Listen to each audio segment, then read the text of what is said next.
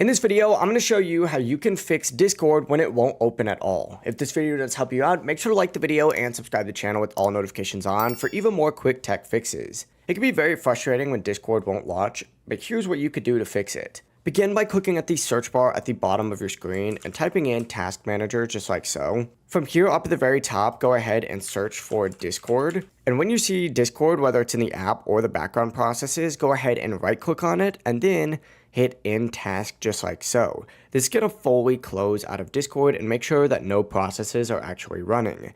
From here, go ahead and try opening up Discord again to see if it launches correctly this time. If it still won't open, here's the next step. Go ahead and search Run at the bottom of your computer again and pull up the Run system.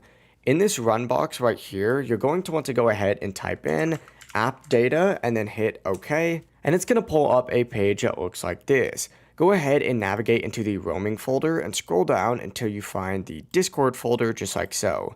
Open it up and then select everything in here by just, selecting the first item, holding shift and then selecting the last item and then deleting it fully. Alternatively, you could also just delete the folder by right clicking on it just like so and then hitting delete. And once that is deleted, go ahead and try opening up Discord again, and hopefully this time it should start up and you could log back into your account. If none of that does work, go ahead and just fully uninstall Discord and then reinstall it like you would any other program. If you have any questions, don't hesitate to ask us down in the comment section below, and remember to like and subscribe for even more Discord tutorials like this. Have a great rest of your day. Peace.